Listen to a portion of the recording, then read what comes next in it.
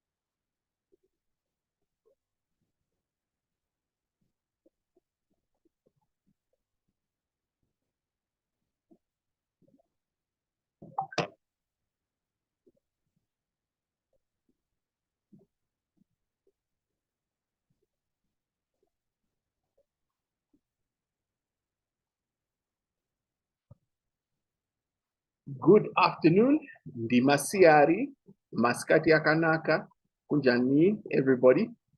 Comment ça va? I'm running out of languages here. My name is Kura Chihota, and it's an absolute pleasure to bring you the third in a series of webinars hosted by the Academy of Construction and Real Estate, where we bring African professionals together to have a conversation where it's not just about the academic stuff, but it's the real see and feel of what's going on the ground. Real estate is what brings us all together, and somehow in this built environment, we connect and share and grow. So the format is really informal, as we usually do. We've got 3 panelist speakers, 2 from South Africa, 1 from Botswana, and myself, the host here in Zimbabwe. And yes, I have voted. There we go. Democracy is a verb. We've got to participate and express our views, and we look forward to our votes being counted and the voice of the people being the voice of God and having that heard, and we can bring about the economic circumstances that we deserve as a nation. So, not taking much of your time. The format, really, as I said, is that we've got guest speakers, and guest speakers. When Donald Trump, before he became the politician, he was all a real estate guy. And if you read any of his series of books, he told you that real estate would always be a local game. Whatever you think you know and can read and can understand, and with our African connectivity out of Ora Tambo, you can pretty much get to anywhere on the continent within a couple of flights. But the local guy or the local lady is the one who's going to have their pulse on the ground there. So let me just kick off with 5 things that I'm seeing here in my local market, that of Zimbabwe. Well, firstly, we have had a much reduced, curtailed, slowed down property market. We're in the process of our 5-year annual elections. We're voting for the president, the parliament, as well as our local government.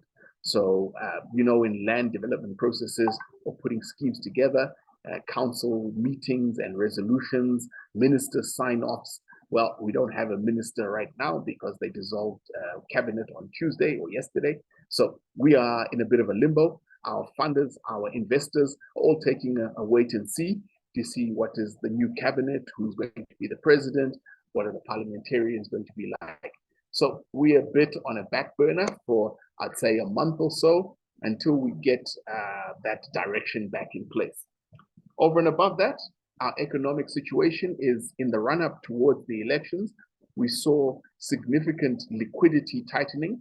So where we had tons of Zim dollars and our inflation rate still sits at plus 100%, if you did a combined blended rate between the US dollar and our local Zimbabwe dollar, our prices between those two are rising over 100% per annum.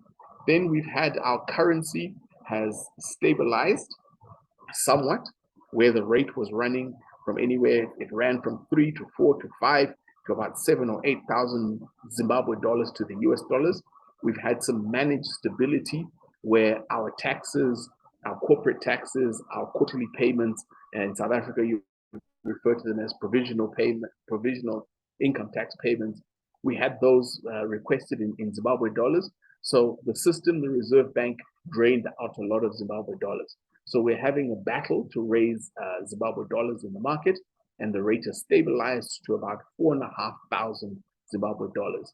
But the rate, what we've improved on the rate, we've lost on the liquidity. And on the liquidity side, people are really looking to raise money. I'm involved in a listing that we're trying to bring to the market. And the question is there the appetite?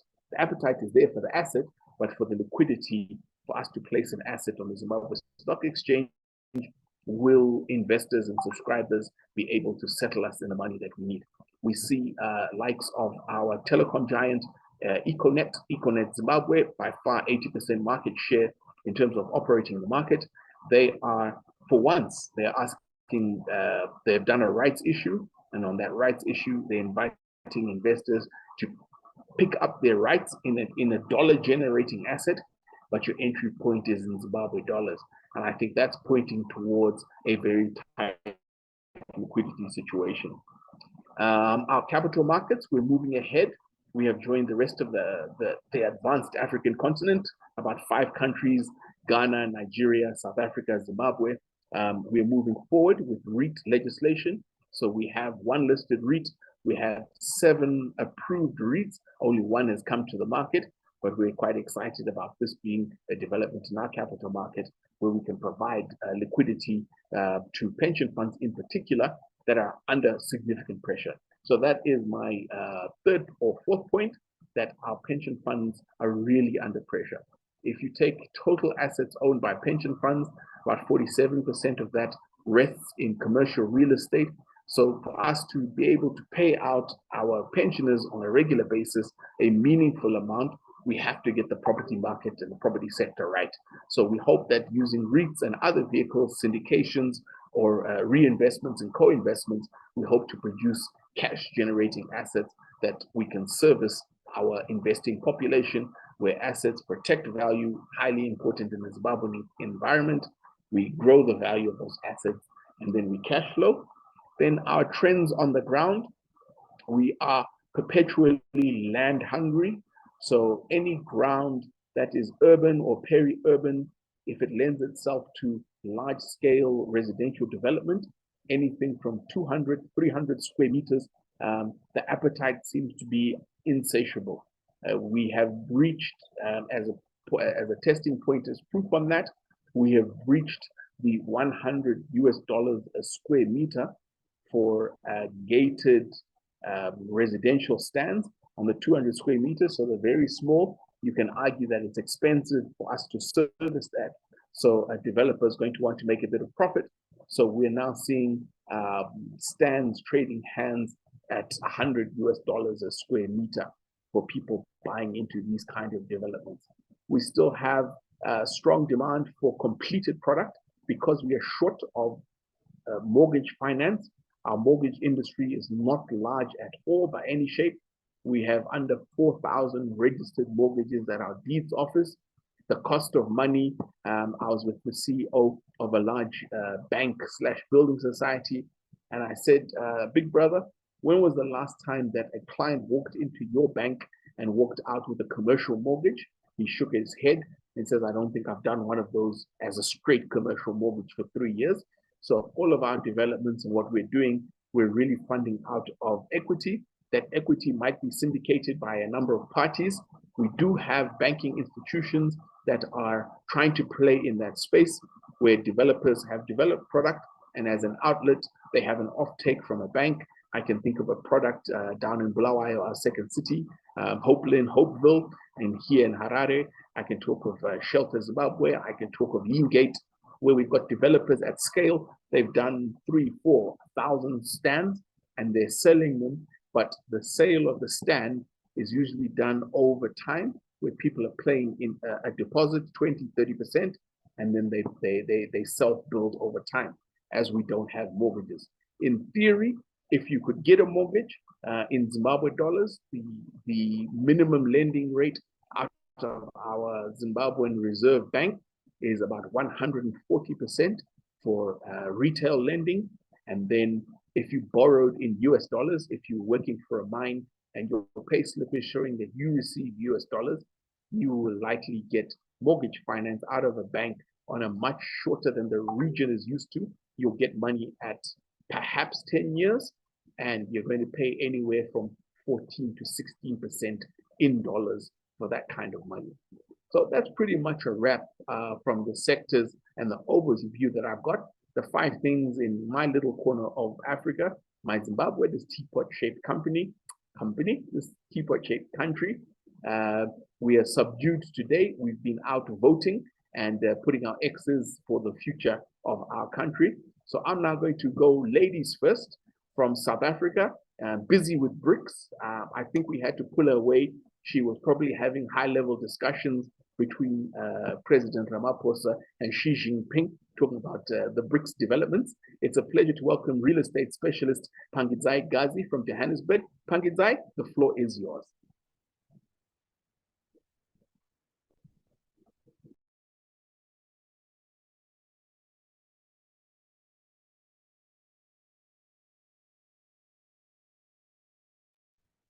Pangidzai, you need to unmute yourself, my dear. There we go. Hi, thanks, Kura. There you go. Great. Thanks for that, Kura. Thanks for that insight on what's happening in Zimbabwe. That is my home country. So it's always nice to hear what's happening on the ground. And thanks for that update. So South Africa, the general trends on the ground, as we all know, similar to the rest of the globe, we are experiencing rampant inflation, and that is affecting a wide spectrum of segments, from your real estate to your food, housing. It's a big challenge that we are facing in South Africa, and obviously the energy crisis. Eskom is contributing a lot to our inefficiencies from a cost perspective, from inflation, GDP.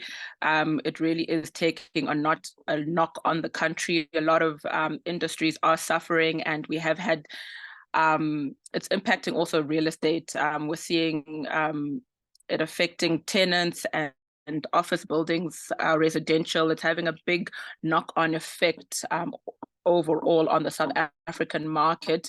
We're hoping, so we are seeing a lot of companies, private investors, residential trying to consider going an off-grid approach. So obviously that does come with its own complexities, but that is something that is on the table that we are currently considering. And obviously cost of living, so it looks like I'm painting a very bleak picture of what's happening in South Africa, but unfortunately this is just the reality on the ground. We are also struggling with the cost of living, as I did mention earlier, with inflation, rampant inflation. That's having a significant impact on the cost of living, from basic foodstuffs. Your basic basket has increased quite significantly. But what is interesting is that obviously the inflation is affecting different income groups differently.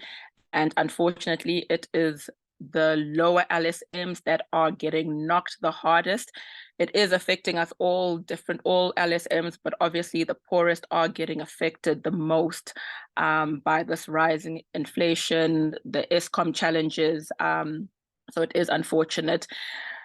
Still, we are still talking about unemployment in 2023. We are currently sitting at approximately 33% unemployment, which is, I stand corrected, but if I'm not mistaken, that is amongst the highest globally. So that also remains one of our big challenges that we are trying to deal with. And that then ties into inequality that we are seeing on the ground on a daily basis. So we are having this perpetual cycle. Everything is feeding into each other. And then obviously it then comes down. I did speak about inflation. We're also having interest rate hikes that are happening quite continuously. We're having back-to-back inflation rate increases, interest rate hikes, apologies. And the effect that is having, particularly on the real estate market, is affordability. From especially a housing market perspective, we are having affordability issues whereby previously property was attainable. It was in an affordable range, but we're finding more and more that affordability has become quite a challenge. Despite this affordability, we are still in a buyer's market, but obviously the level of housing that people could afford previously somebody could afford maybe a 2 million rand house, but unfortunately now with the interest rates and the effect that it has on your mortgage repayments, people are having to cut back and look at cheaper alternatives. We are seeing a lot of banks repossessing properties. So it's on a residential front, it's not looking so great, but we are still in a buyer's market. From a commercial real estate perspective, we have seen a slight pickup. So post-COVID, unfortunately, we are not at pre-COVID levels, but there has been a slight recovery in that segment. Obviously, within commercial, the office space remains quite a big challenge, as we do have quite a few employees still working from home, which then puts a lot of pressure on corporates who are tied into these long-term development leases. So we are seeing in that sector, in the office sector, a lot of corporates are downsizing or doing subleases, so bringing in subtenants to occupy the vacant floors that a lot of corporates are experiencing. Retail, from a retail perspective, shopping malls also, it depends. It's also location dependent. So some shopping malls are doing better than others. It really is based on location, but some shopping malls are struggling post COVID, and you're seeing a lot of vacancies in your shopping malls. And again, like I said, it's a ripple effect. So the effect of Eskom, and now you have a lot of tenants within shopping centers that are unable to operate. So you do have those smaller shopping centers that do not have backup power. So then it ends up being the tenant's responsibility to provide their own backup power. And if they choose not to, the landlord will then provide it at an additional cost. So that is an additional pressure for overhead costs for many tenants within shopping centers and malls. So we are seeing a lot of vacancies in some of the shopping centers. Industrial, we are also performing quite well in the industrial sector, not back to the levels of pre-COVID, but there is recovery in that sector. But overall, there is some optimism for the real estate industry within South Africa. As I did say, from a residential perspective, it remains a buyer's market. So we are still optimistic about the market. Obviously, from an overall South African landscape, there is a lot of pessimism on the ground, but obviously it's just given just the items that I mentioned: inflation, interest rate hikes, unemployment. Those are just things that are making investors a bit reluctant to invest in South Africa. But we keep soldiering on, one day at a time, and taking it as it goes. So I don't want to take all the limelight away from Tsepiso. I'm sure she can add on where I have left off. So that was my contribution, and I hand over back to you, Kura. Thank you. Thank you very much. Can I just quickly ask for a technical term description? What makes a buyer's market? Explain that concept to us.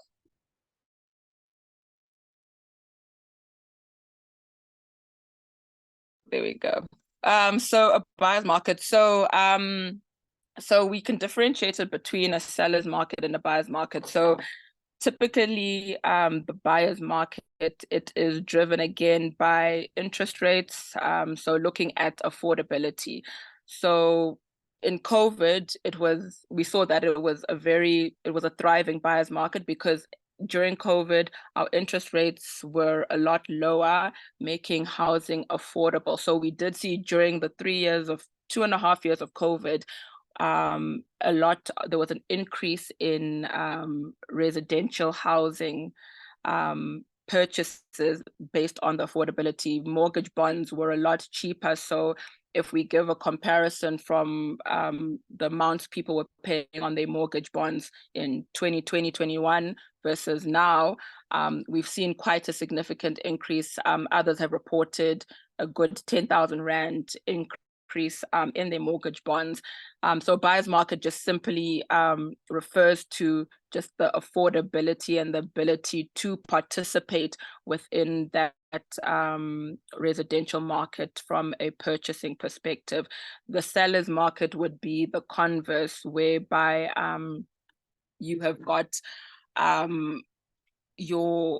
it's driven again by supply and demand. So currently, your sellers are finding that also they are unable to dispose of their property as quickly as before. Their properties are staying on the market longer. So we are moving more from a buyer's market. We are still in a buyer's market, but we are moving more to a seller's market based on this demand and supply factor, whereby because of the affordability, you have less people participating in the residential market. And then obviously you're going to end up with an oversupply of property, because people are not buying. The properties end up on the market longer, and then you'll see prices then dropping again. So it's that whole supply and demand basis. I'm not sure if I've clarified the buyers versus the sellers market. You have, thank you very much. And if I had you at my real estate school, at business school, I think I'd have got a lot better grades, because you made it perfectly clear what are the dynamics that drive that. Thank you very, very much. problem, sure. All right. We're going to cross the border. We're going to go west from Johannesburg. I take it that you were in Sandton, Pangidzai, and we're going to give it to the First Lady of Real Estate in Botswana, the award-winning Neltah. Neltah, how are you doing, my dear? I'm good, Kura. How are you doing? I thrive, thank you very much. First of all, congratulations on your award.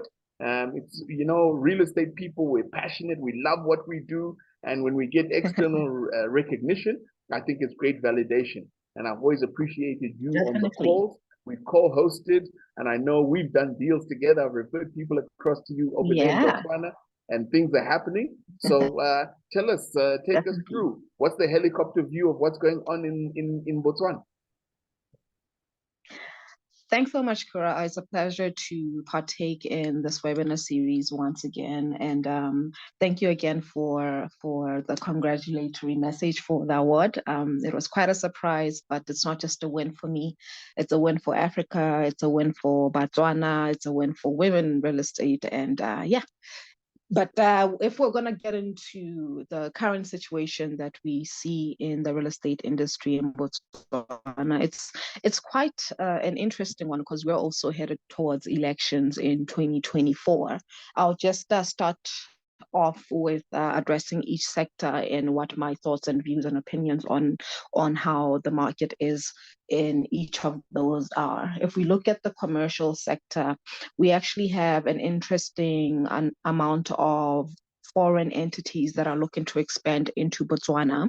So like you've said, Kura, we have worked on a couple of deals and it's still ongoing from 2022 to 2023 as we do find ourselves in. And these are mainly, of course, international organizations, but we're also finding parastatals that are growing and that need additional office space. So there's quite a lot of progress and growth in the commercial market. But on the same accord, there is a little bit of challenges with the local commercial market. What we're seeing is a lot of restructuring by big organizations, especially financial institutions. And obviously this leads to the requirement of smaller or lesser office space. And unfortunately, some landlords are experiencing a lot of vacancies, which is affecting the rental income. We're gonna now take a look into our residential market. Residential market, I mean, we're always looking for residential, affordable residential, if I can say, especially here in Botswana, where the income level is not as great as I'm sure in South Africa. I'm not sure about you there in Kura, but affordable housing is obviously in demand, but there is a shortage of supply. And this is something that I think a lot of landlords are trying to work on. But from my discussions with developers, they still haven't seen it as a very viable or a very profitable market for them to venture into. And interesting enough, we're also seeing a lot of multi-residentials being put on the market for sale, which I believe boils down to the fact that Botswana are not really conversant or well educated or advised on how to run multi-residentials as businesses. And as much as the revenue is there is no profit being made out of it. So we are seeing a lot of repossessions of multi-residentials or just multi-residential owners putting the properties on the market for sale. And sometimes it's at a fraction of the price just so that, they can reduce that debt if they had sought financing from financial institutions. If we're going to take a look at farming, it's also agriculture rather.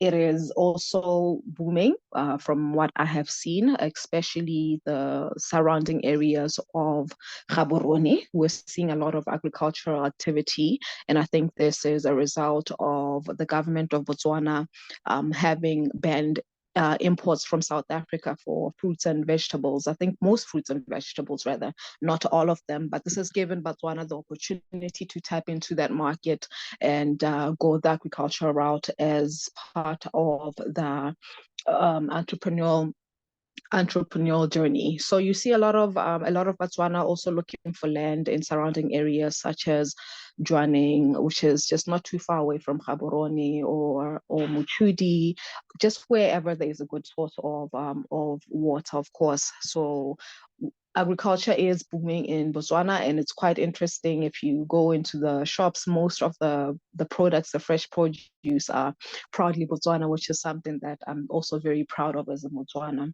Then lastly, we're going to take a look at the tourism sector. The tourism sector, it's also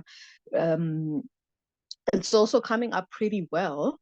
We have quite a number of clients who are looking at now reviving their tourism businesses, and we have a lot of them who are actually fully booked till 2024 in the Okavango deltas, and the target markets are it's usually these five-star hotels, five-star lodges that Prince Harry loves to talk about, go on and on about. So you'll usually find that the bookings go all the way to 2024.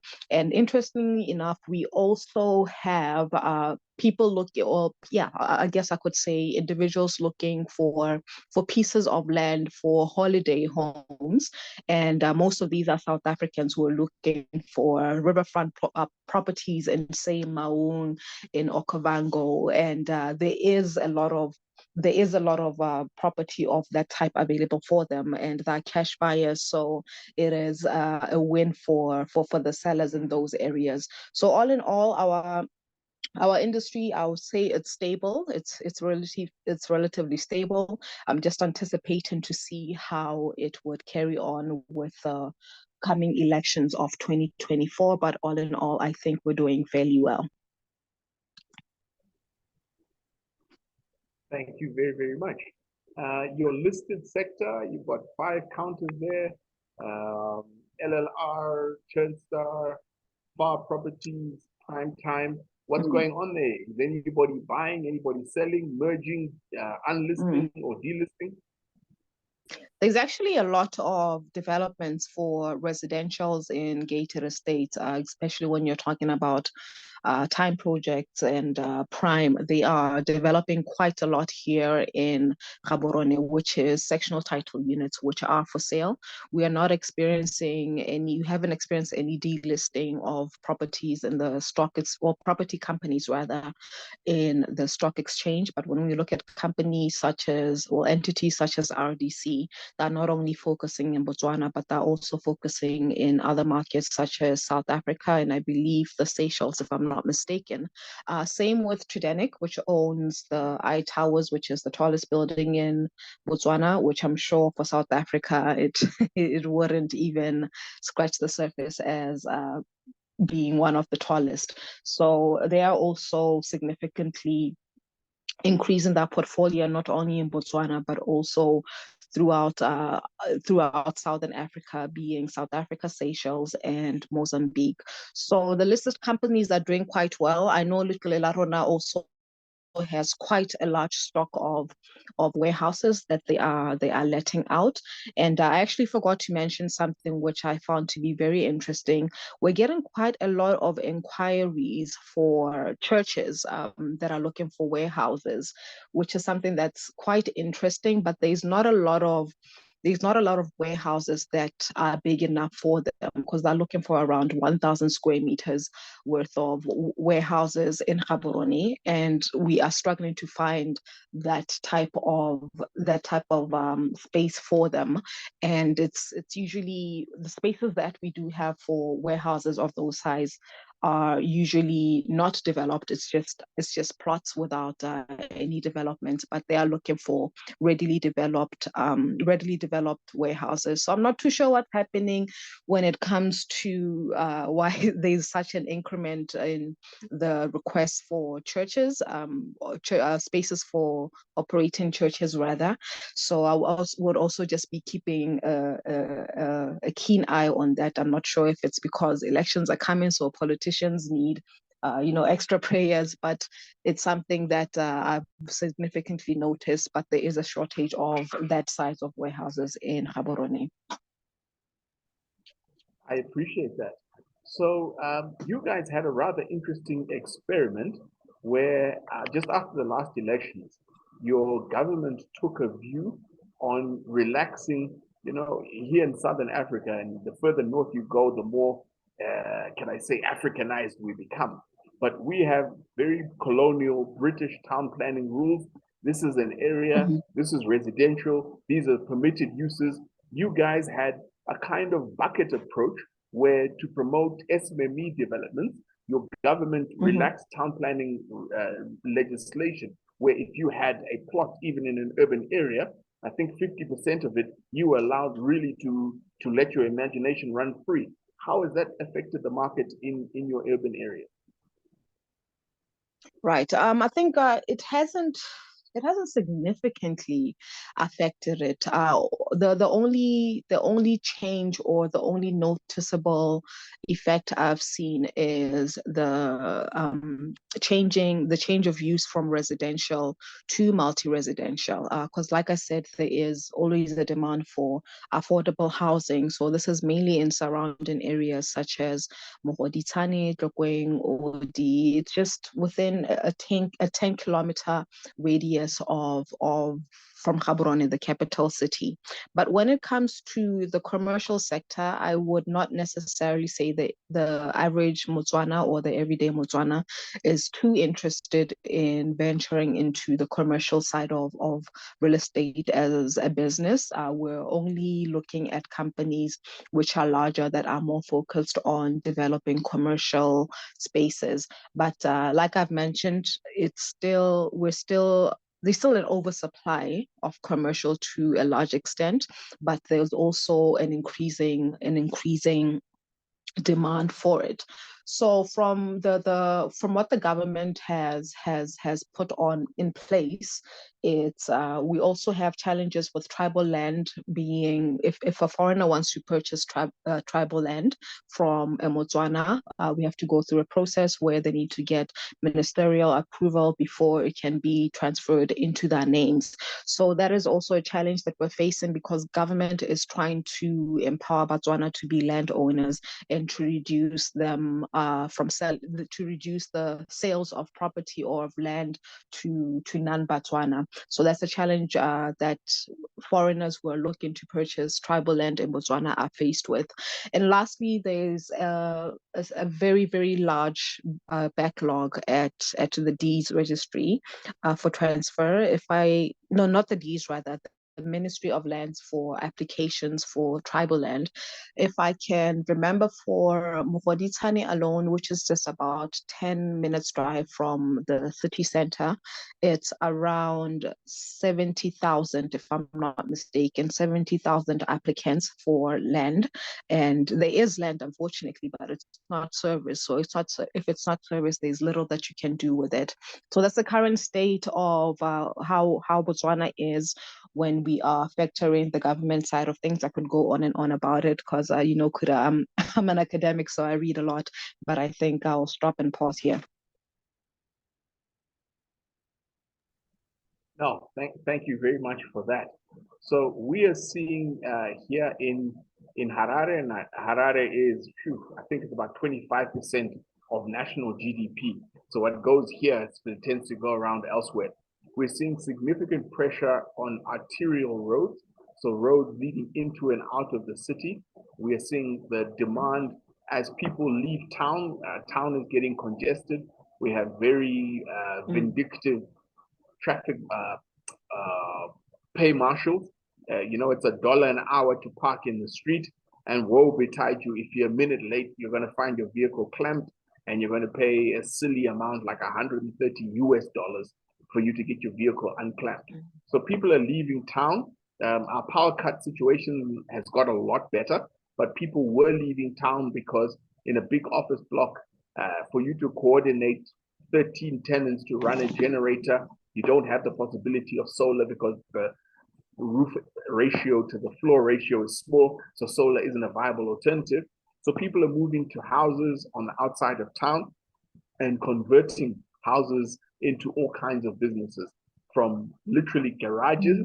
I've seen garages operating. If you look at the Eastleigh area around Samora Machel, you'll find a 1,000 or 1,500 square meter stand. There's an existing house, but in front, don't ask me how, with permission, they've got a full island petrol station that's busy pumping there. So we have land hunger, and if you can see it and access it off a main road, people are paying up for that. So, ladies and gentlemen, we have a fantastic 23 attendees that are coming in from all over.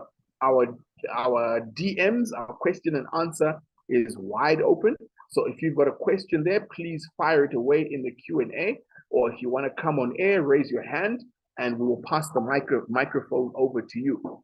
So while we're waiting for our participants to send through those kind of questions, I'm going to ask Pangidzai.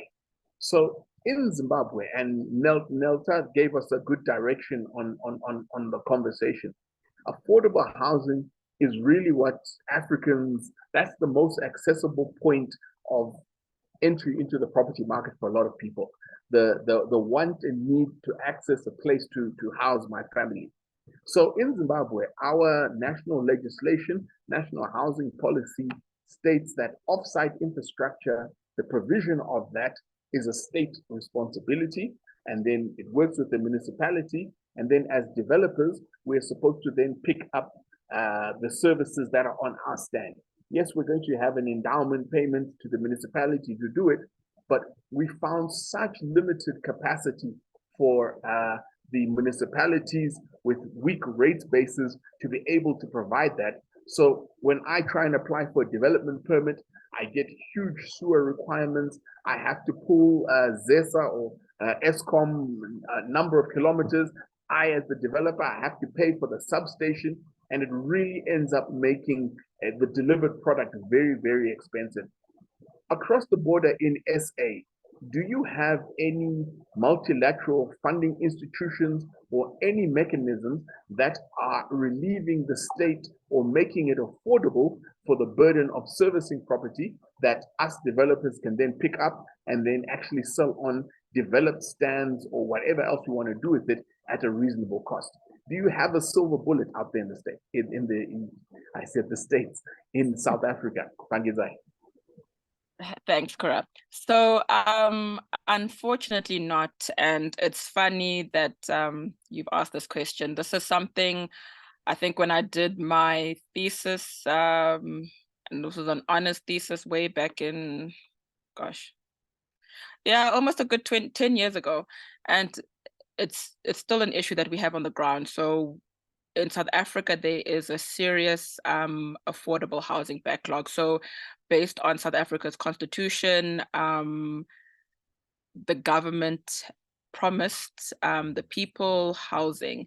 And unfortunately, the number of people that are paying taxes. So as I previously said, we've got a very big unemployment issue in South Africa. So the tax burden falls on a very small percentage of people. And as a result, the government's coffers are quite limited. And unfortunately, housing falls under one of those areas where the government is not able to successfully deliver. So we do have a very big challenge in that area, that the government is not able to deliver affordable housing.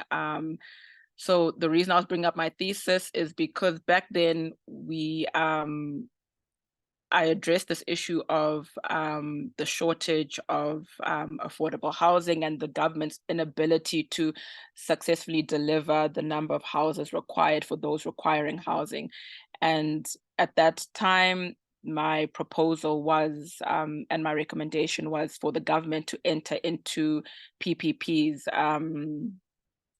public-private partnerships. And unfortunately, so we are seeing a bit of traction in that area, but not as much. So it's still it's a big challenge. So what we are seeing is that we're having an increase in informal settlements. If you drive around Johannesburg, Gauteng, Western Cape, you drive around, you will see that there's an increasing number of informal settlements. The government is just unable to keep up with the demand for this affordable housing. So there are a few developers who have taken it upon themselves to say to the government, okay, here we are going to take this upon ourselves. So I know one of the companies, we've got Calgro M3, for example, they have taken it upon themselves to go into that space of delivering affordable housing and entering into some kind of partnership with the government. In absence of that, there are no formal structures or, as you said, silver bullets that is addressing that. It is still a very big challenge that we are facing here in South Africa. So we're trying to increase the number of PPPs just to try and assist the government. But again, developers just need to take that responsibility upon themselves, knowing that the contribution from the government will be little to none if they take it upon themselves. And obviously as developers, you need to, at the end of the day, you still want to make money as a developer. So a lot of developers are reluctant then to take on that burden themselves, knowing that they are not going to make a return for their investment. So it's still a big challenge still in South Africa. Thank you for that. Neltah, how are you dealing with illegal land occupations? I can't think, I think in Gaborone, you've got Old Naledi, and then you've got like back rooms that are built there, but I can't think of a place that has the squatter camps as we would know or see them in Durban or Cape Town. How do you guys deal with land invasions? Right. This is a problem that I believe has once been addressed, probably in, I think, around 2005 or the early 2000s, whereby there were a lot of squatters, especially in Mogoditane and Tlokweng. And how the government dealt with it is simply to demolish them, unfortunately. They were not really relocated to any area, to the best of my knowledge. It was just a matter of demolishing. But we've also found that, I know a client of mine has, interestingly enough, just found someone occupying the farm and growing the fresh produce there. So it's something that we have found, but I don't think the government has really done anything significant recently. I know there have been talks of demolishing those who are occupying land illegally, but I don't think anything has been done as recently as 2023. It was a problem that we were faced in Mogoditane. This was when Mogoditane, I refer a lot to Mogoditane because it's the largest village, if I can put it that way, the largest growing village in the area, in Gaborone and surrounding areas, Greater Gaborone. So it's not as huge as a problem as I would say South Africans have. You did mention Old Naledi. Old Naledi is usually the Shah houses, which are allocated by the government. And I think there's quite a little bit more control than what we'll see in South Africa. We don't have a lot of homeless people, if I can put it that way, as we see in South Africa. So on that front, I would say the Botswana government is doing fairly well, but of course we can always do much better. I appreciate that. So in Zimbabwe, we are not at Cape Town kind of levels, but we do have a significant rash of informal settlements, particularly in Harare South, and it's election season. So we have a program where the government in particular areas, there are 2 pilot areas, the other one escapes my mind, but in Epworth, which used to be a Methodist farm church property on the southern end of town, it got invaded.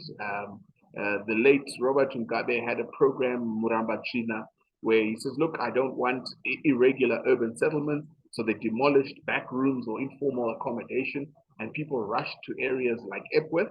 So we are finding that the south of our city, when you fly in or out of Harare, it's quite an urban geographic adventure to see how those areas are being developed.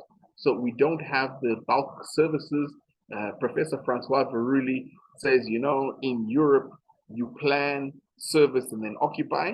In Africa, we tend to occupy, then they think about servicing, and then they think about regularizing with a plan. So we have a significant challenge in that we have areas around us. We have peri-urban areas. Our districts run by in Botswana, you call them Kgoshis. We have them sabuks, and it's communal land, so it doesn't have individual title. It's under a headman, and the headman is supposed to theoretically allocate to his subjects. But because of the proximity and the improvement in road networks, if you're driving to our east, Mutare, Rua, Damo Falls, those areas, you've got a double-lane highway going there. If you go to the west, you've got the Bulawayo Road, so Bulawayo, Snake Park, Glaudina. So these areas are having significant uptake, but the land tenure is irregular, and I think it's going to be a challenge that we've created for ourselves down the track. Pangidzai, I see you got your hand up. Please go ahead. Great, thanks. So I just wanted to just pose it both to Kura and Neltah. So I think one of the challenges that we have in South Africa is that I guess, unfortunately, so it's unfortunate for landowners, but maybe fortunate to the informal settlers that the South African legislation, it protects these illegal occupants. So I think this has contributed largely to why we have such an influx of informal settlements. So we've got legislation, the Prevention of Illegal, it's the PI Act. The full name has, yeah. Yes, so I think that is something. So when you mention things like Muramba China, unfortunately, that is something that can't happen in South Africa. You can be living in your house and right next door you have an informal settlement that mushrooms up. And unfortunately, legislation has your hands tied as a landowner. Even if somebody decides to come and pitch a tent in my garden, my hands are tied. I cannot do anything to get that person. I need to go through a process of finding them alternative accommodation, et cetera, et cetera. I cannot just evict somebody from my land. So I think that is one of the challenges we have in the South African market, that we cannot evict illegal occupants of land, and as a result these informal settlements are mushrooming, which then continues to perpetuate the problem for the government that all these people need housing, but we cannot accommodate them because informal settlements are just mushrooming up almost on a daily basis. So then my question was then to Kura and both Neltah, I would then assume that there aren't such legislation both in Zimbabwe and Botswana that prevents this eviction of illegal occupants. Right. Thanks, Pangi. Just out of curiosity, what do you think causes the mushrooming of the informal settlements? Of course, yes, it's a result of lack of housing, I believe, or lack of employment. Do you mind just clarifying that a little bit? And what has the effect of that been on the crime rates in South Africa? So there's a few factors. So obviously urbanization is one of them. A lot of people come from rural towns in South Africa looking for greener pastures, specifically in your urban areas, your metros, your Joburg, your Cape Towns. So that is one of the things. It's that urbanization. And then unfortunately, and me, I think it's something maybe that then touches me a bit personally, but it's also, unfortunately, there has been an influx of foreign nationals into the country. And again, it then goes back to a lot of them are illegally in the country. So if you're illegally in the country, you cannot participate in a formal market, in a formal property market. So as a result, you will find, if you do actually do a drive around out of curiosity on a brave day when you're feeling brave and actually just drive around these areas, it's interesting that you'll find a lot of those people that are in these informal settlements, they are speaking Shona or Ndebele or Bemba or so that is one of the other contributing factors. We have an influx of foreign nationals that are unable to participate in a formal market. So they choose to then rather set up shacks or some informal accommodation. So those are the two, the urbanization and the influx of foreign nationals into the country. I think you had I think there was an additional question that you had actually as well. Yes, I did ask on the effect on the crime rates. So then again, it's then also then directly then correlates to the crime rate. So if I look at the area that I live in, for example, there are 2 informal settlements that have mushroomed up close by, and within the time that those 2 settlements have come up, we have seen increase in house robberies, whether it's armed, a lot of also they call follow me home incidents, where you have people that are driving home and they get ambushed at the gate. So there has been, so we get those weekly updates, and unfortunately when they do the investigation, so when we do have the security patrolling and they do the investigations, they then trace these criminals back to these informal settlements. So there is a direct correlation between the crime rates and these informal settlements. So it's just unfortunate that there is that correlation. Right. Kura, do you mind if I ask another question? I'm just very interested in the dynamics of this in South Africa. Is it okay, Mr. Kura? The floor is yours. All right, fantastic. So Pangidzai, I'm also interested. I think I was watching, I think it was Carte Blanche a couple of weeks or months ago, and they were also talking about situations whereby real estate agents would sell a house to more than one person. How common is that in South Africa, and how common is the illegal practicing of a state agency there in South Africa, especially in Johannesburg? And in such a case where someone is found guilty for either practicing illegally or having sold a property that doesn't belong to them or selling it to more than one person, what are the repercussions? Have you encountered anything of that sort, or would you be able to share anything about that?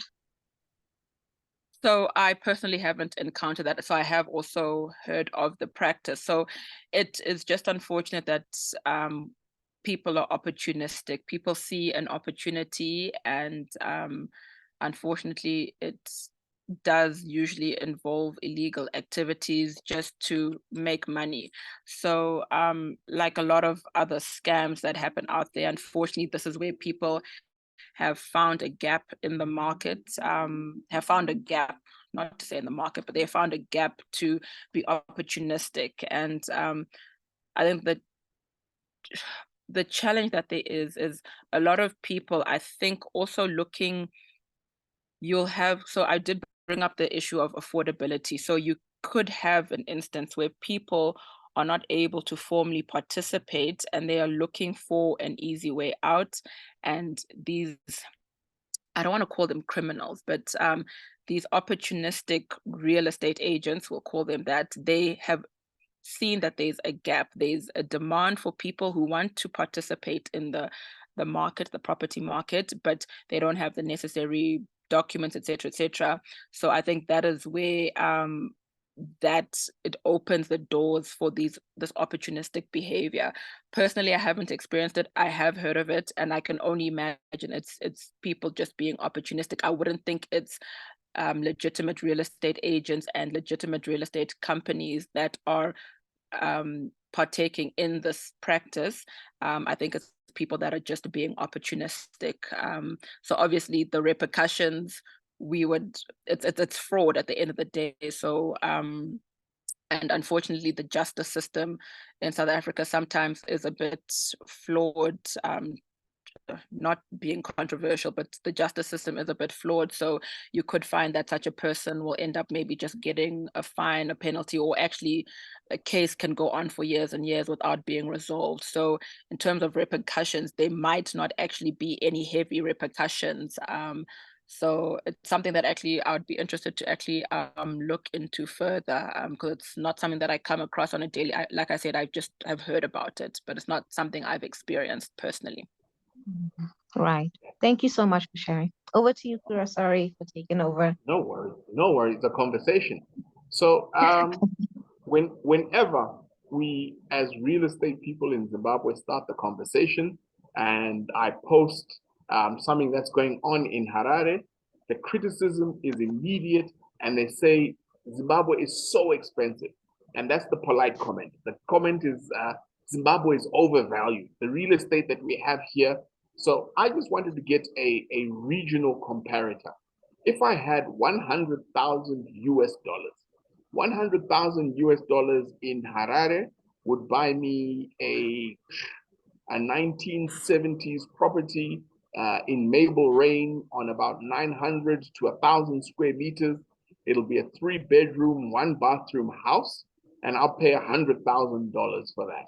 What am I getting for 1.8 million rand or 1.6, 1.5 million pula in Gaborone, so that I can test this Zimbabwe properties are overvalued? I'm going to start with Botswana. What am I getting for 1.5 million pula, Neltah? If you can look at the developments that I did mention earlier from Time Projects, where it's gated communities, you'd find the properties ranging from the townhouses ranging from 600,000 rather to 800 to 850,000 pula.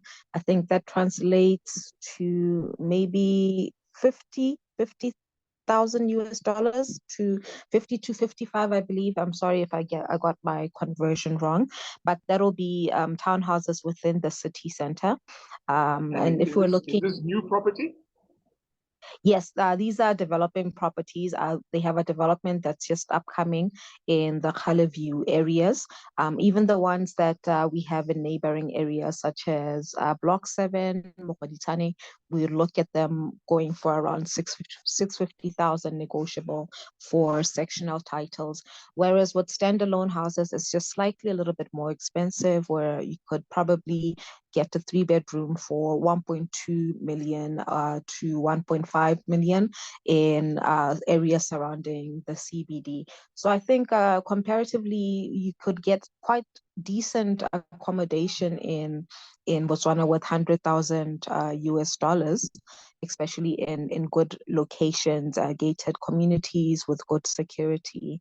From that standpoint, you could get something modern, something also close proximity to shopping malls, to schools, to the city center.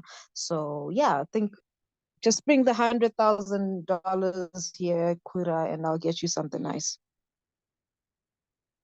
Thank you very, very much. Pangidzai, what am I getting for the 1.7, 1.8 million mark in Johannesburg? So it really is location dependent. So if I focus just on Johannesburg, for example, 1.8, so you're looking at about 1.8 million rand. That can land you in the northern suburbs of Johannesburg. That could probably land you a 2-bedroom apartment. And then if you go further now into still staying within the north, if we look at maybe Midrand, for example, Midrand, you could possibly 1.8 Midrand. I think you could get a almost like a townhouse or a house in an estate. You could probably get about a 3-bedroom house in Midrand that's within a gated community, so not a standalone freehold property. It would be within an estate, and obviously looking at maybe a square meterage on the ground, not a very big land size. it wouldn't be more than 500 square meters. And again, so it's 500 square meters within like a complex or an estate, not a standalone. And then if you're looking like in the likes of Sandton 1.8, you're probably looking at about a 2-bedroomed apartment. Yeah, if you're looking at about 2-bedroom apartment. So again, it's location dependent. If we now go maybe to the south or the west of Johannesburg, again, probably an apartment, and in terms of a house, also something smaller. So in the west and the south, the properties are significantly cheaper than they are in the northern suburbs of Johannesburg. So again, you could find yourself a 3-bedroom house, not a very big property size, also again in a gated community. But I know for a fact, definitely in the northern suburbs of Johannesburg, you're looking at a 2-bedroomed apartment. You are not likely in the northern suburbs likely to get a house for 1.8. Yeah. Appreciate that. So in our Q&A there, Silent Zikiti is raising the issue of return on investment. He's saying the absolute price is not the sole determinant of if a market is cheap or expensive. What a yield looking like? Neltah, I'm going to ask you to define a yield and then give us some sort of parameters. What can I achieve? And I know that boiling complex transactions or numbers of transactions down to a single number, but what sort of a yield, what rental yield can I achieve on a residential property, on a commercial property? And if I'm looking to develop new, what sort of number makes sense to you? I'm going to ask the same question to Pangidzai as well. Yields, okay.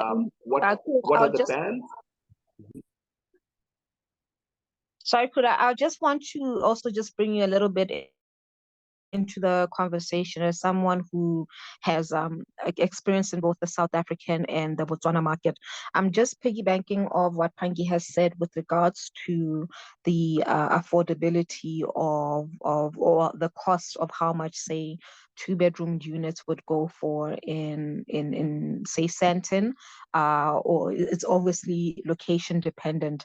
I just wanted to find out from you, Kura, just from your observation in South Africa and in Botswana, what I've seen in one of the areas, unfortunately, Pangiel, of course, I'm not as well versed with South Africa and the locations, but I had seen 2-bedroomed apartments rather going for around 700,000 rands in the Sandton areas and surrounding. And that translates to around, I think, 600 something Pula.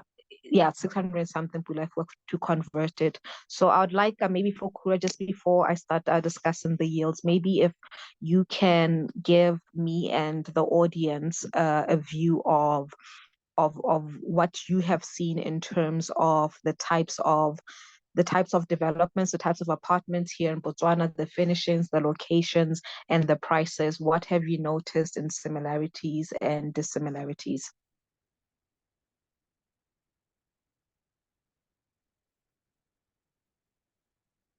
Kura?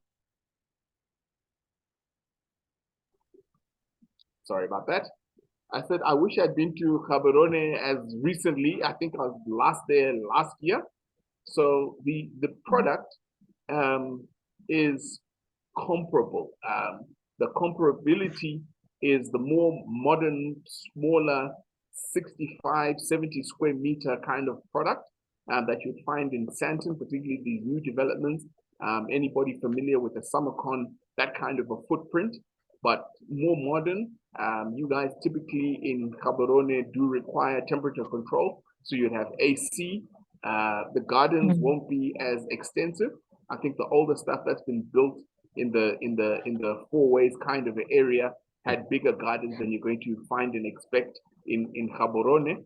But for pound, I don't think they're hugely different product. I do think that the price point that you're talking about, 700,000, is more achievable if you go to the south or the west or the east. I don't think within the N3 ring road, you're going to get a 2-bedroom apartment at the 700,000 unless it's under some sort of duress kind of situation.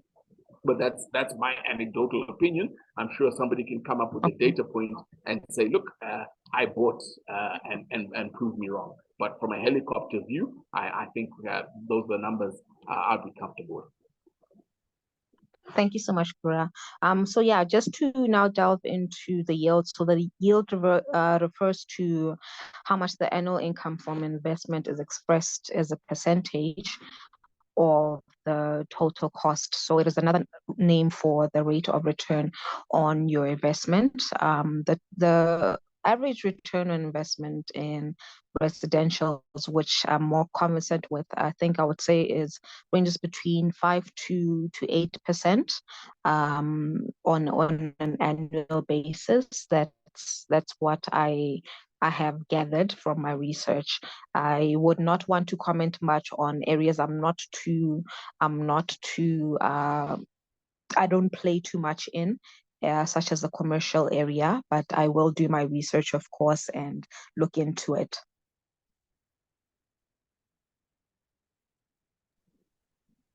Thank you very much for that.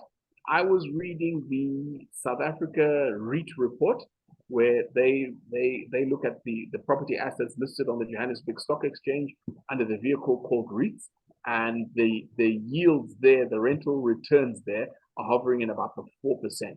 So we can use that as a proxy for the commercial market. I do know there is the IPD, the MSCI, I think it's now called the MSCI index, and let me try and look at that online while we're chatting to give you a broader commercial. But over to you, Pangidzai. What are yields and return on investments looking like in sectors in South Africa? Certainly. So I have been in the oil and gas industry for a good number of years now. So my knowledge is more from there, whereas we would be expecting on our developments, on our service station developments, your ROIs are ranging 7 to 10% is what we're looking at on those developments. Residential, I would have to also do my homework there, residential and on the commercial from retail and industrial, for example. I would have to just check there because I'm not very up to date with those numbers. But on our side, from like development of service stations on that area, we're looking at 7 to 10%. Thank you very much. So I'm going to jump on you on that. So in Zimbabwe, we see fuel stations popping up everywhere. And on my Twitter feed, and Twitter is where I'm most active, and everybody shoots from the hip. What makes a great fuel station site? And you've given the 7 to 10%. I think, personally, I love doing developments of industrial property because it's relatively flat land. It is a steel structure that can go up quite quickly. You can do clear span property. You can get, particularly if the tenant is going to start selling stuff out of it, you can get a better rental because it's almost like a retail rental for a very low capital cost. What are the economics of fuel stations? Because my Zimbabweans here, I can see them pointing fingers at me saying, but you didn't ask it. Why are there so many fuel stations? So sure, and I get this question also. So I think I'll bring it back also. What are the regulations like in Zimbabwe? Because in South Africa, the regulations are quite stringent. And so not everybody can develop a service station. For you to even do the feasibility study upfront, you're already looking at spending a good R1 million before you've even put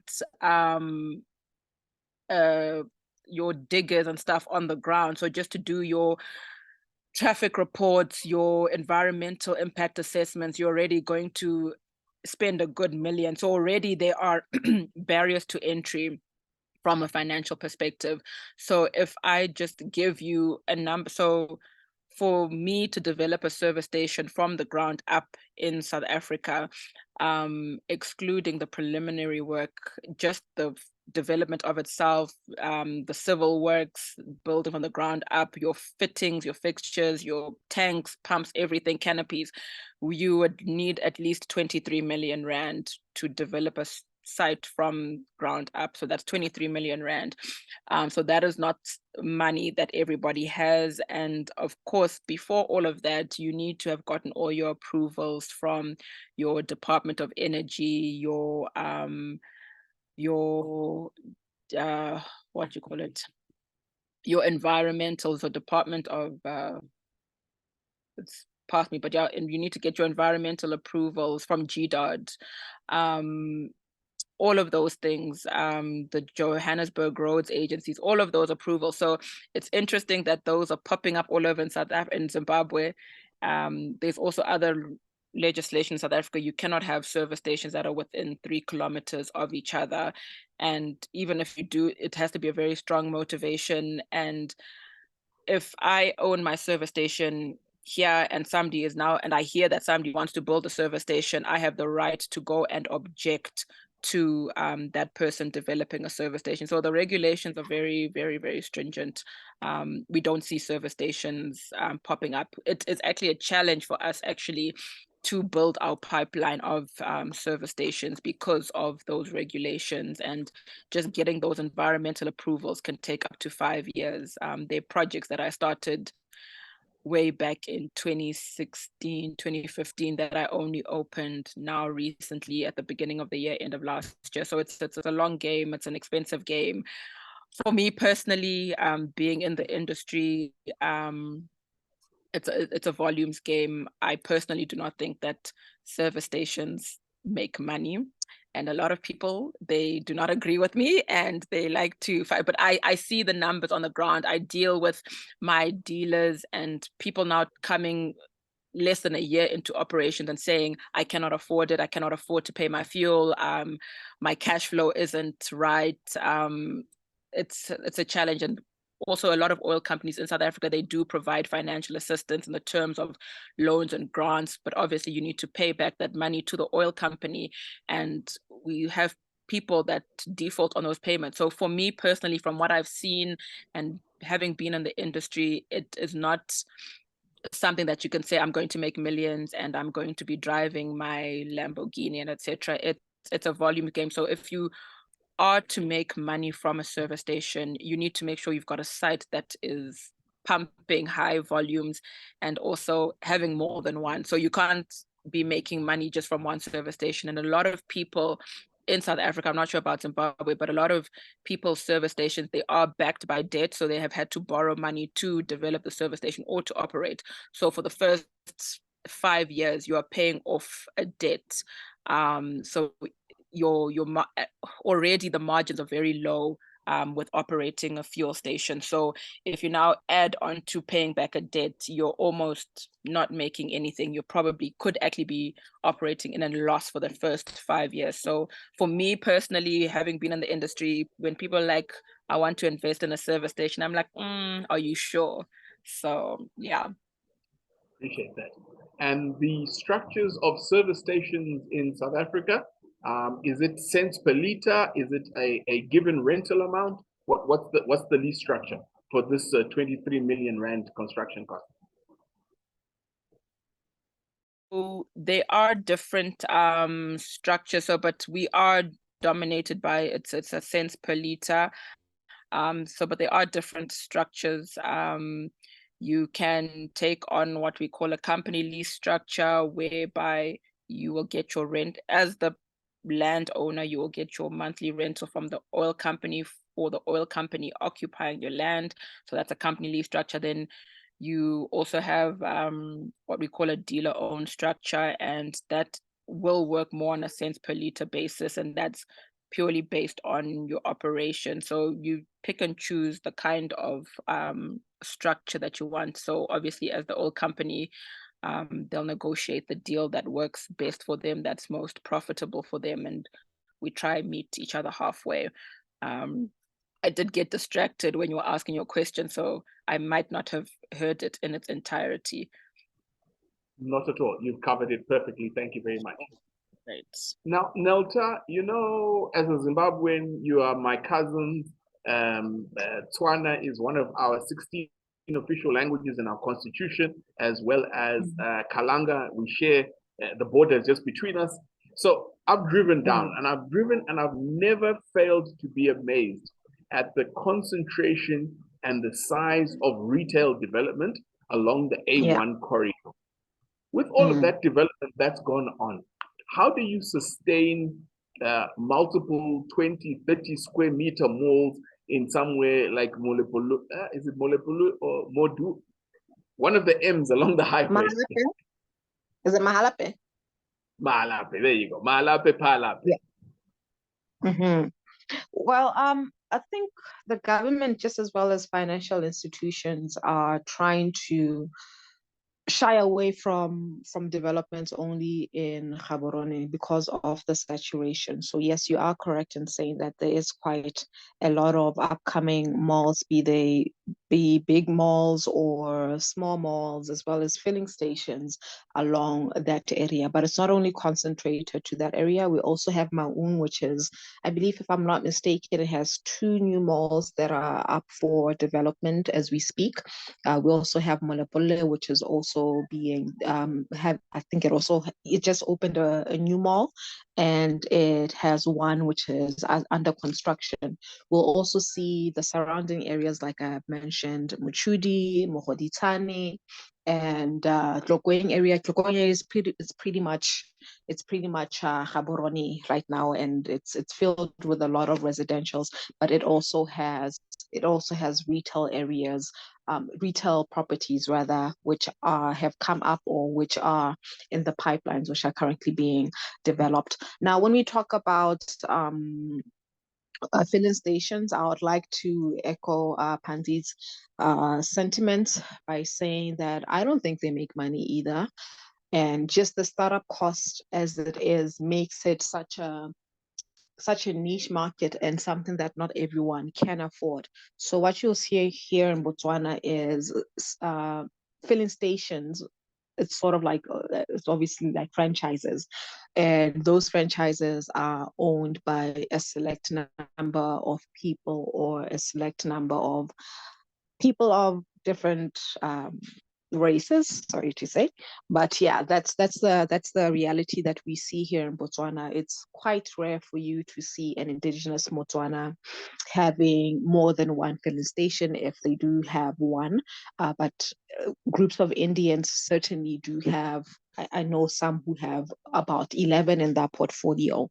So I'm not too conversant and too knowledgeable in that industry as you are, Kura, but obviously with the retail development that comes up, there's always a filling station that occupies it. So it seems like somehow the demand is there, but there is a regulatory body called BERA, Botswana Energy Regulatory Authority, that regulates filling stations in Botswana. So I'll also just do my research on that. I think I have quite a lot of homework along with Pangidzai, just so that we can give you the right answers and not mislead our listeners and attendees. No, thank you very, very much. So I read a lot, and there's a publication I enjoy out of the States called The Real Deal, and they do a tracker of deals, particularly in New York City. So I tweeted this morning an excerpt from that, where they said that in the city of New York, there may be 10 properties that have equity value. I think it's an exaggeration, but they're just using hyperbole and really trying to get our attention. But the issue of debt versus property values is a significant one. How are you seeing valuation issues being driven in your local market? Here, when we have listed companies, we are regularly seeing asset write-ups in Zimbabwe dollars, which is driven by inflation. I don't think we're really seeing on the ground such capital appreciation in the commercial space. Absolutely, in the brand new development space, people are acquiring pieces of ground, building malls. We've had the listing of Tigere REIT. We've had the Zimbabwe Electricity Industry Pension Fund They've built something out in Marondera. So there's new product that's coming through to the market. But I think the rest of the market, where we're not actively investing in our properties, we're not seeing great value growth. Are you seeing value growth in your markets, given where interest rates are? I know in South Africa, they've been rising. I think they rose 12 times and then stopped at 11 and a quarter. But how are you seeing interest rates driving cost of money, driving valuation of property? That's my question. I'll start with you, Pangi.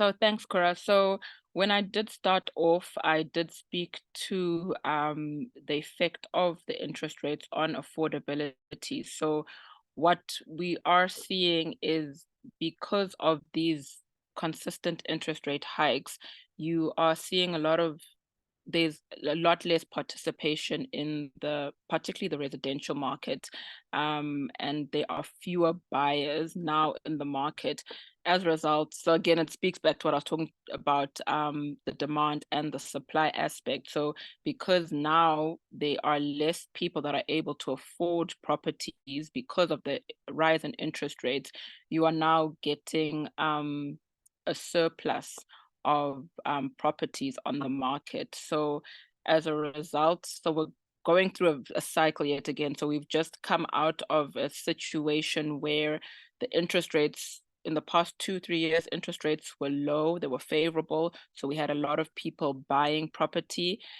Properties were a lot more affordable, and you were seeing properties that were previously valued, for example, at 4.2 million being sold at R1 million less.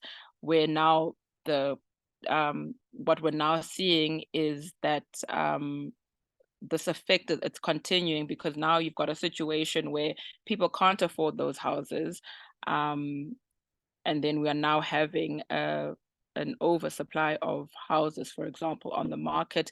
Again, this is now then driving that price down, which is why I was saying earlier that we are still in a buyer's market, because the conditions are more favorable. So, and also we've just had an exercise through the city of Johannesburg, where we've just done a revaluation of the municipal value of properties.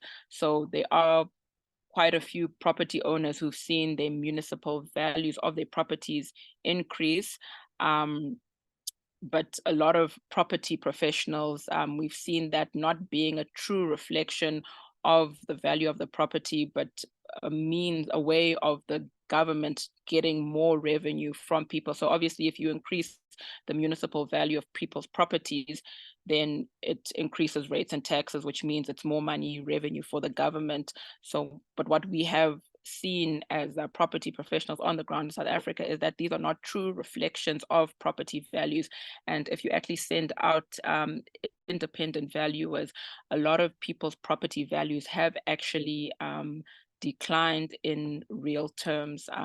So then again, it speaks back to that demand and supply issue that we are seeing currently, where we are now seeing a surplus of properties on the market. Houses are staying longer on the market. So the sellers are forced then to reduce the prices, the asking prices for their property. So that's what we are currently seeing on the ground here in South Africa. Thank you very much. When the Rand went past 19, it got quite exciting. And I had a number of Zimbabwean buyers saying, Kura, let's go to Joburg and let's buy property. I always look at that with a degree of caution. Yes, it looks excitingly affordable to take your $100,000 and make it 1.8 million Rand. But the thing that always worries me, and yes, you're coming into a buyer's market, so you can negotiate. If we look at the prices on the FNB house price barometer, they talk about 85% of the properties would typically discount the sale price by about 10 to 15%, and those properties are staying on the market longer. But when we're cross-border investing, I always caution my Zimbabwean investors into South Africa that the currency risk is real.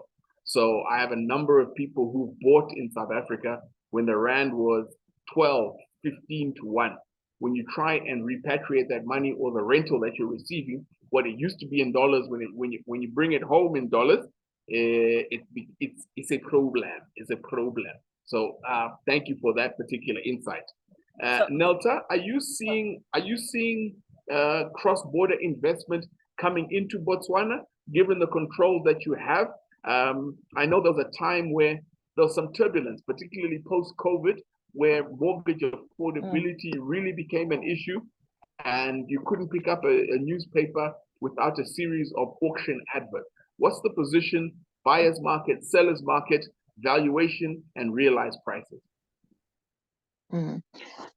Yeah, there was quite a lot of turbulence, I think, also with the transfer duty, which had increased purchases by foreigners who want to purchase property in Botswana. The transfer duty would amount to 30% of the value of the property. Thankfully, that has been reduced now to 10% on the value of properties up to 2 million and to 15% on the value in excess of 2 million. So there was quite a lot of resistance, quite a lot of backlash from real estate agents who predominantly target foreign investors, those that are in the high paying areas, you know, the luxury real estate agents. So it also when it was decreased to 10%, there was a big sigh of relief, obviously, by foreigners. They had, to some point, you know, just paused a little bit because of the uncertainty at that point on what was happening with the transfer duty. And when it was relaxed a bit for foreigners, that's when we saw a little bit more interest picking up again in foreign investment in real estate. Now, with regards to the valuation of property, they still somewhat remain the same. I think Botswana is quite stable. Even our interest rates are very stable. Lending, of course, is a problem because not a lot of people can afford it. People have lost jobs from COVID. There's still restructuring ongoing in a number of entities. So there is a challenge, and we still do see a lot of houses being auctioned due to people not being able to afford to keep the mortgage repayment up to date. So if we're going to talk about the valuation of properties, it remains somewhat the same, but similarly in South Africa, it is still predominantly a buyer's market. I know most of the listings that we've had, and also that my fellow colleagues in the industry have had, they've had to be significantly negotiated to suit the budget of the buyer. And now since sellers are sort of like in desperation, they would be willing to negotiate to a price that may not really make sense from a buy and sell point of view, but due to the fact that the properties may stay long on the market, they'll be looking to offset it quickly. But as I mentioned earlier, multi-residentials are still what Botswana feel are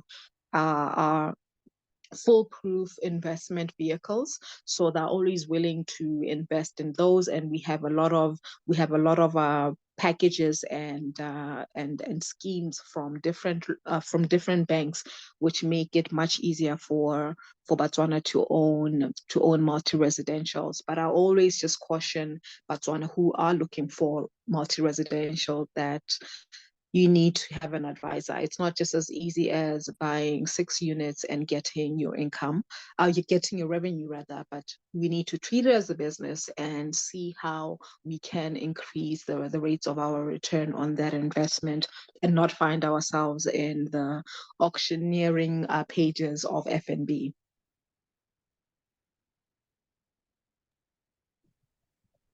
Thank you very much. So I work in the region, and I've been to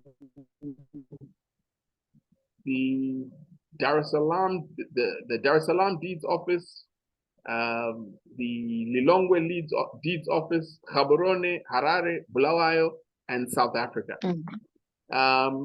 how are you guys seeing the security of title deed issuances, accessing them online to do deed searches? Because here, sadly, we are still book-based, where if I want to go and look up a deed, yes, electronically, I can get some superficial information, but if I want to see if there are caveats or have a look at the conditions that they're in, I physically have to get in my car, physically drive to town, fighting with those parking crocodiles outside, and go and check a book which may or may not be being worked on by somebody else. Can you tell me in South Africa and Botswana, what is the situation when dealing with title deeds as professionals? It's the same thing, Kura. It is the absolute same thing. I don't know if it's just our culture or it's the government's. I'm not too sure why nothing has been done in such an advanced society of technology and digitalization on why we still have to manually look for title deeds or information at the deeds registry.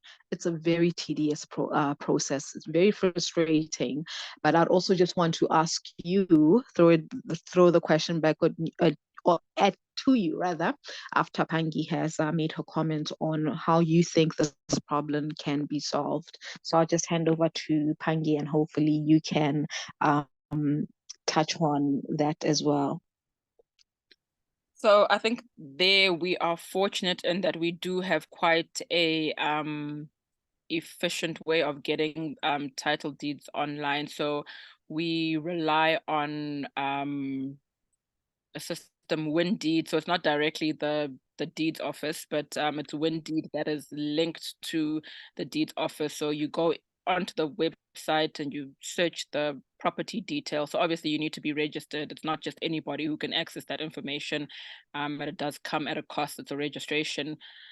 So it's simple, straightforward, efficient. And so there are instances where a specific title deed will not be available online for particularly, maybe the bank has withheld that title deed or there's some other issues, but generally you can obtain any title deed that you look for electronically.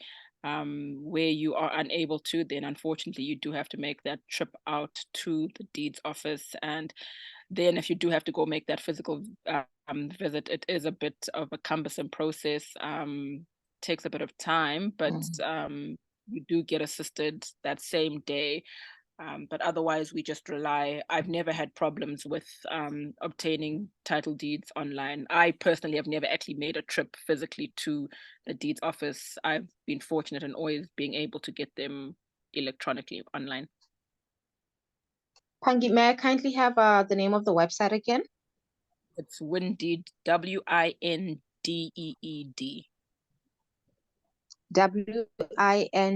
WINDEED. Yeah, I can just drop it on the chat quickly. Like window is this deed for title deed, WinDeed. I just WinDeed. So I just need to check actually if it's. I don't know if it's specific to South Africa, but I'll put the link onto the chat. Yes, yes. So is this a government website or is it a private one? No, it's a private one. So it's run by LexisNexis. So it's just a okay. yeah. So it's not directly linked to the government or the deeds office. Yeah. So South Africa, because the benefits of scale, you do have the pipe, call it the pipe to the deeds office, and then service providers. We've got the likes of Lightstone. We've got the likes of FNB if you use their app that give you access through. It always amazes people when I'm sitting here in Harare. Somebody says, look, I'm looking at buying something in Johannesburg, and off my phone with the FNB app, I can go into their smart home feature and I can look at a property, see what the computer valuation is within a particular parameter, and then it'll give me the list of transfers, what unit transferred at what price, at what time, and it's just so much information and it's so rich. So Neltah, you asked me, what is the solution? So we have just seen a development locally where at the last cabinet meeting, the Ministry of, I'm not sure if it's legal or if it's lands, But the minister was talking of moving towards digitizing our records. So it's not a full online system yet, but they use the word blockchain, which kind of got me excited, but I'm not sure it was very well explained. So I would love to see what is the Rwandan system. And when I went through to Kigali, I was absolutely amazed at how they have really integrated property information. Firstly, every square meter of the country or every square meter of the town has been surveyed. So if you have a mkuku or a shack or what have you, or a township house, your 300 square meters is surveyed and has a title deed. That releases huge value to everybody. So you're now participating in the mainstream economy. You can pass it on, you can trade it, you can leverage it, whatever you need to do. But then on top of that, and off a system that you can access off your phone, you can see not only the size, but the owner, so all of that title deed information, plus the zoning. And they've got it to the point where if you're doing the sale of a property, it is not our cumbersome process where you give a power of attorney to your conveyancer and you pay them. In Zimbabwe, we pay them far too much, 4%, for them to push those papers. But you can, as a private citizen, effect the transfer of property. Yes, because there's some legal issues that come up, you'd always want to run it by an attorney and he's going to charge you something, but it's nowhere near these crazy high border fences that we make the attorneys that I deal with drive ML Mercedes.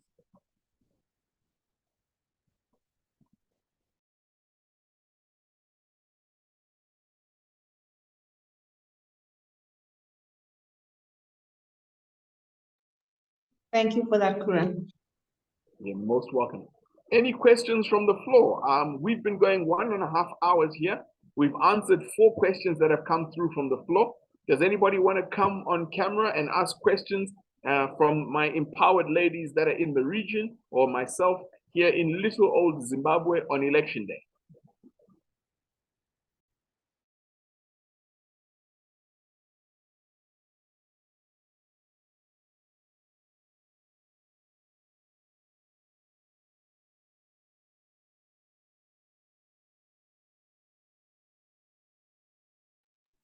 All right. Kura, if it's okay, can I ask you a question?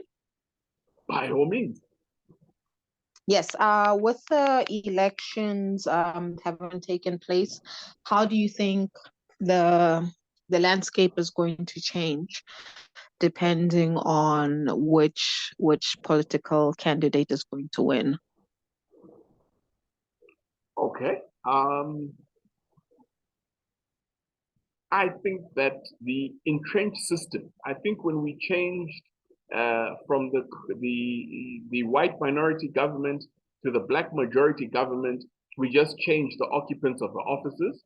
I don't think we significantly changed our approach to governing and our relationships with people. So we still have forces where the rule of law can be selectively applied. Thankfully, by and large, it looks like it's largely applied. So if I've got a title deed, I don't expect to be deprived of it. But that's my category because I'm in an urban area.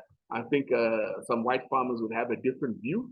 I think that the economics of the country are not sustainable. That's why we have the collapse of the local currency. So people are suffering. We have immigration issues where people would prefer to leave our country and go and wash elderly people in the UK because it's really, really hard for ends to meet here. But having said that, I haven't seen a credible position put forward by the opposition to say, look, this is what we would do from day one and get it right. Credible, yes, they have put forward plans, but in Africa, power seldom transfers smoothly and easily. And I don't see that those who are currently in power are easily going to give up. So I'm going to give you a politician's answer. It's too early to call. The polling stations still have 15 minutes to go. And as Peter Drury would say, it is the stuff of dreams. The game is still on, the ball is still rolling, and the game is never over. Great. Yeah, no, I definitely understand. It's probably too early to foretell what might happen, but an interesting uh, topic that you mentioned or term is power. And we have seen a rise in solar power here, even with the tenders that we're seeing. Green technologies also somewhat picking up. I'd like to ask both you and Pangi what it's looking like, how it's affecting real estate in terms of, especially for South Africa, I think, when it comes to load shedding and the likes. Are we seeing more property owners going for this alternative of using solar, or are they still just sticking to generators? Or what's it looking like there in South Africa? And what stage are you when it comes to load shedding where you are right now, Pangi? You're asking very personal questions. Like, these are very painful questions that you're asking. Sorry. Currently, I need to check for you what stage we are on, but we're on stage 3 currently at the moment. Okay. So yeah, so again, so people's preference would be alternative electricity supply because the load shedding is just unsustainable. Unfortunately, solar still has a high capital outlay, which a lot of people cannot afford. If we just look at a standard installation, you're looking at least 150,000, which a lot of people cannot afford, and that's just for the basics, like a 5 kilowatt battery, and then your inverters, and maybe like 6 panels maybe. So not a lot of people can afford that, but there has been a bit of development in that space where we now have a few companies that have that now are providing almost like as a pay-as-you-go prepaid option. So you pay, they come and install solar, and depending on the capacity of your the capacity of your battery, the number of panels, you pay a monthly premium. So I know one of the companies, I think the cheapest package is probably 2,500 Rand per month. And they'll come and install a few panels, and yeah, so you pay that monthly cost. But people are trying to go off the grid, but as I did say, it just does come at a high capital cost, an initial capital outlay, so not everybody can afford it. Some people are still relying on. What about Mhm. what about the commercial guys?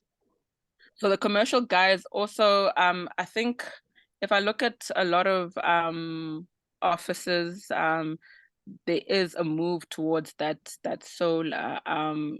Still, it's not really widespread, and I just think it's a balancing act also of I guess also companies are also looking at the return on investment, because how many panels are you going to need to run an entire office block? So I know from service stations, there are a few owners of service stations who have said, let us take that responsibility and be the ones responsible for doing that installation. But of course, the oil companies are not getting involved in that. It's a landowner taking on that responsibility to do the installation themselves.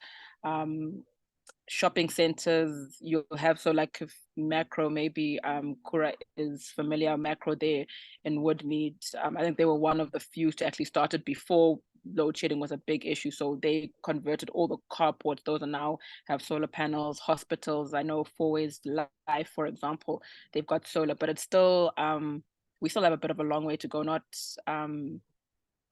corporates haven't really implemented it, but I think now slowly we'll start picking up momentum, and we'll see an increase in the number of solar installations, just because we know that load shedding is not going anywhere. If anything, it's getting worse. So I think corporates will now be making that decision to actually make that investment.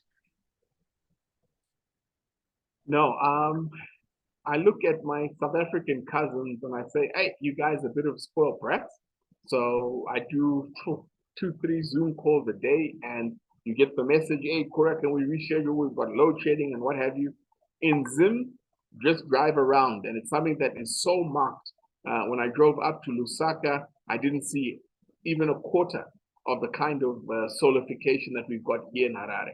So at a residential level, you're not going to get away without having a solar situation or an inverter at least. So it's usually a 2-panel or going up to 6-panel. So starting at, for a 3 kVA, if you've got a fridge and a TV and a modem to run, you're going to go 3 kVA. That's going to set you about $5,000 back. And then it goes up from that. On a commercial basis, we haven't seen the large scale use of rooftops as yet. So it's not a big thing in centers or in office complexes. The very big guys, so Old Mutual's campus in Mount Pleasant does run on that. NMB in Borrowdale does run on solar. So the guys were making a green statement, as well as always on technology. If you're running a bank, you're going to want to have that. But beyond that, as I said, people move out of town, and you're going to come up with a kind of a solution for yourself. If you drive to a shopping center like Borrowdale, Sam Levy Village, you're going to hear a lot of noise with everybody running a little 5 kVA generator, but no one providing that solution at scale. In South Africa, I'm quite surprised that the uptake has been a bit slower than expected. You guys, even in your last budget, Minister Godongwana gave you guys a tax break for you to be able to put solar up on your roof. I haven't heard that that program has shot the lights out, but I do hear the affordability issues. So solar is something we're looking at. We have some private individuals, a lot more planned than have actually landed on the ground. But yes, it's something that makes sense for us here, but our capital funding, particularly in dollars, to raise the money to import the kind of EPC agreements at scale, we're not that rich.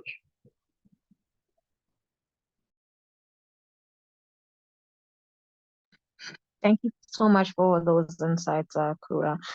Do you think we're ready though for, when I say we, it's the Southern African countries, especially us three, Botswana, South Africa, and Zimbabwe? Are we ready to take on board solar as an alternative to energy? Do we have the capacity?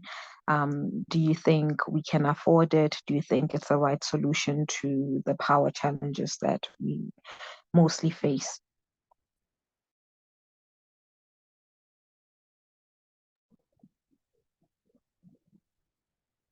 Not being a solar expert myself, I think that for your daytime power, it does make sense. But if you really want to provide an alternative, you've got to provide power in the night. So I know of one of the multilateral institutions is funding something in the Northern Cape, where it's a concentrator where the PVs concentrate the heat and the light onto essentially a pillar of salt. And that pillar of salt then heats up during the day and can retain heat. And then that heat gets converted to electricity, so that overnight it's still producing electricity. So, but that's a serious capital cost. I think that's tens of millions of US dollars. And right now, we just don't have that capacity in Zimbabwe. I don't know about my cousins in Botswana and in South Africa. No, I think we don't have that capacity yet, even though we do see a lot of tenders being floated around, and the only people who can afford to bid for these tenders and provide the financial backing are countries such as Dubai, India, as well as China. So from a local perspective, it's still quite a costly exercise for us. Yes, you have one or two people, just using solar for lighting, where they can charge it during the day, and then at night they can switch it on to light the exterior of their properties. But on a large scale point of view, I think we're also quite far from fully depending on solar. Pangi, I don't know what you think from your South African perspective. I think also something we've still, it's again, like Kura was saying, it is a costly exercise, and I think we've still got a long way to go. If I also just bring it back to service stations, and I mean, there's been big talk about why are we still lagging behind from a renewable energy perspective. If we look at our global counterparts, their service stations are fully kitted out renewable energy. You've got electric charging points, and I just think Africa, we're not there yet. We're not, yeah, we're not there yet. We're not ready. So I think we've still got a long way to go. Our markets are different from global markets as well. We still have issues. We need to still deal with issues of electrification in rural areas, and before we can even start thinking about renewable energy, we've still got a lot of rural areas that do not have just electricity. So they still, for me at least, when I look at it, I think we've still got a long way to go, and I think it's not really on the top of our agenda. I mean, we've all signed, we're part of the Paris Agreement and all of that, and I know a lot of local companies in South Africa have signed all these things that net zero by 2030, but I don't, if I look at it realistically, I don't think that's achievable in Africa. We just have a long way to go. We can't afford the electric vehicles. And also, like Kura was saying, it's not sustainable for me going fully renewable or relying on solar. It's not fully sustainable. You don't have sun 24/7. So they just things that we just need to factor in, such things like that, that make it not fully sustainable or practical to go fully renewable energy and leave behind the traditional coal, for example. Yeah, so for me, we've still got a long way to go.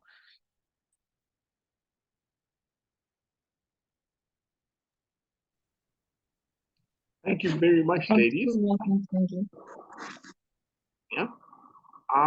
I'm going to ask for your parting shots. We have a number of people who've been silently listening to us. What are the 3 impactful property opportunities in your locale that you would suggest people look at? I'll start with Neltah. Please repeat that question, Kura. What are the 3 areas of opportunity in your location that our webinar attendees should be paying attention to? Right. Number 1, I would definitely say agritourism, especially with NDB, the National Development Bank, trying to focus a little bit more on agricultural businesses.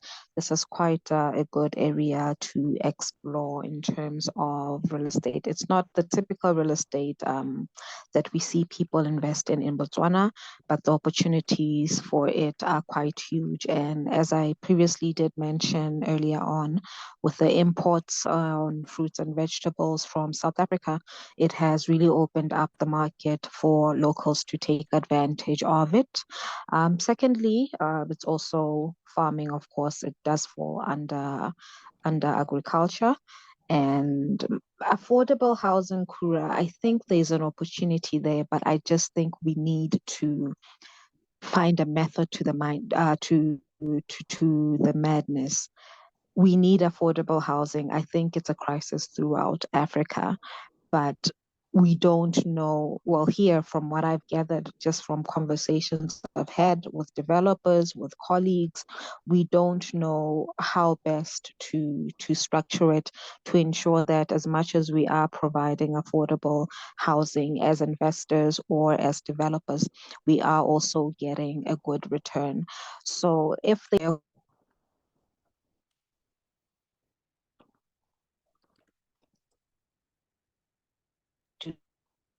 to contact me. And finally, I would say warehouses. Warehouses, there is quite an increment in manufacturing. It's also one of those sectors that the government is pushing as much as possible. I think the government of Botswana really wants to make Botswana as self-sufficient as possible. So we are witnessing a lot of manufacturing, food processing, warehouses that are springing up not only in Gaborone, but in the other major towns like Francistown, Mahalape, Palape, Maung. So those are the three that I would say we could explore opportunities in, as opposed to the normal ones we're used to, like the commercials. So yeah, those are the three I would recommend that we try and look into. And we're always available for partnership here in Botswana. If there's any opportunity you'd like to explore, please feel free to contact me, and we can see if we can explore any synergies between us. Thanks. No, I love that you're always quick to pick up the phone and respond to an email. And let's keep the cross-border thing going. Pangidzai, three home runs in Mzansi. Sure. So I would say, so I did mention that it is currently with mortgage rates, etc., interest rates affecting mortgage bonds. I would say in the residential space, it would be apartments. So I would say invest in apartments, because a lot of people are no longer able to afford mortgages. So they are looking to downsize and are shifting over to that rental space. So I would definitely invest in apartments, and we're also seeing a good return on investment on that rental income. And linked with that would also be student accommodation. So then the residential space, I would rental apartments and student accommodation. And in the commercial space, it would definitely be industrial. So out of all the sectors of real estate in South Africa, industrial is the one that is performing the best. We're seeing the best returns in the industrial space. So I would definitely, if I had the money, I would put my money into industrial. And then finally, something that also came up, so I don't know where it would fit into though, and I think it affects Africa as a whole, but also this quest for alternative building methods. So that could also then tie into affordable housing. So not so long ago, I think it was last month actually, in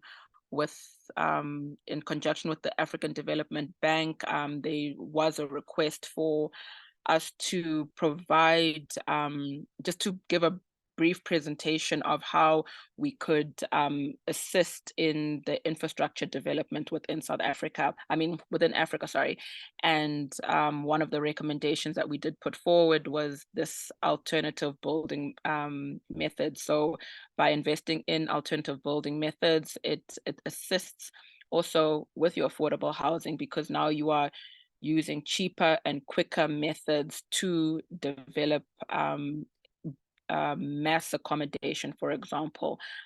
So that is something that is an opportunity for people to look into. How do we deliver a traditional block of flats in an alternative manner using containers or prefabricated pieces that you just fly in and put together, instead of taking the number of weeks, the 16 weeks plus, to develop a traditional structure. So rental apartments in conjunction with student accommodation, industrial property, and then alternative building methods.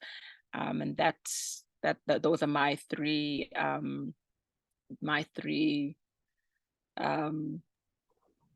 that the English one has depleted for the day. No. So yeah, but yeah, I'm happy to be in touch with anybody, whether it's South Africa, across borders, Botswana, Zimbabwe, wherever. My contact details are there, and yeah, guys, I'm passionate about property development, so would be great to reach out across borders and network with other people and see what we can do, bring about change. Yeah, the change starts with us. There's no point in us complaining when we're not doing anything about it. So always happy to help, always happy to go into partnerships. So yeah, that is me. Thanks. Really appreciate that. But there was one partnership that you denied us. There was a gorgeous young lady who came walking in, and you didn't give her the microphone and give her the chance to speak. Yeah, hey, like this thing about, and yeah, we haven't achieved it, even though we've been working from home for like the past 3 years. We still don't understand that when the door is closed, you do not come into the study. But anyway. She's welcome. She's welcome. So in Zimbabwe, I'd say my top 3 are when a REIT lists in Zimbabwe, the liquidity issues around the US dollar. So trying to buy a stock on the Victoria Falls Stock Exchange priced in dollars makes it quite expensive and difficult. So I think when a REIT, be it Tigere or Revitas when it eventually comes to the market, or Eagle when it comes to the market, or SEEP when it comes to the market, if you're able to buy in Zimbabwe dollars, you're going to see some appreciation, or at least some protection of value for your Zimbabwe dollars. And then you get the revenue coming out from the rentals that come through. So 1, buying REITs, great place to be. Number 2, I think if we can do partnerships on land where people have got land but are looking for land to be able to be serviced, and the contractors are coming in with graders and the skill set of the project management to uplift 100 hectares of ground or 50 hectares of ground, creating the subdivision. Yes, it takes time to get the permit through and all the rest of it, but the uplift in value coming from an ungraded, unzoned, unserviced land to creating multiple stands is a good one. And then I think the spaces to watch for is rural industry retail. So industry retail is a steel box that looks like a shed, but you can get all sorts of activity inside there. If you go Kumusha Kwangu, where I'm from, in Marondera, you can see some big box retailers where they sell it high and sell it cheap. So again, cash and carry and N Richards, but on a smaller scale, and where those are going to outlying areas where there's a cash economy, be it agriculture, be it mining, be it Shirugwi, be it Mbuma, be it Mvurwi, places like that, where you've got a double anchored economy where Makorokoza or informal miners are digging and earning dollars from gold, and you've got tobacco sales or maize sales, and you've got the spin-off agricultural support industry. I think those are my 3 plays of the day. So I'm a little bit out of time here. We're closing off, we intended at 7 o'clock, but it's been absolutely fantastic in Women's Month to have this panel competently delivered to us by Neltah and Pangidzai. Thank you for sharing your insights and your time and answering the personal questions that you've done. To you, all of the 30 participants who've dialed into this call and given us 2 hours, thank you so much for your time and attendance. I'd love to thank our host, Matsito Tsetsi at the ACRE, the Academy for Construction and Real Estate, for always putting this stuff together that allows us as property professionals to connect across borders. There's nothing that concerted effort by Africans together cannot achieve. My details are on there online. I'm on Twitter as just me. I'm not Cliff. Oh, sorry, it's not Twitter anymore. It's not just X, right? So I'm on Twitter. I post daily, and I think anywhere in Africa is no more than a 3-hour flight away. So let's talk, let's do deals together, and let's keep money moving. Money must move. So for me as your host, I thank you so much. Enjoy your evening further. Thank you, Kura, and have a good evening. Thank you, Kura, and thank you to everybody who joined. Have a good evening. Kindly. Bye. Thank you. Bye.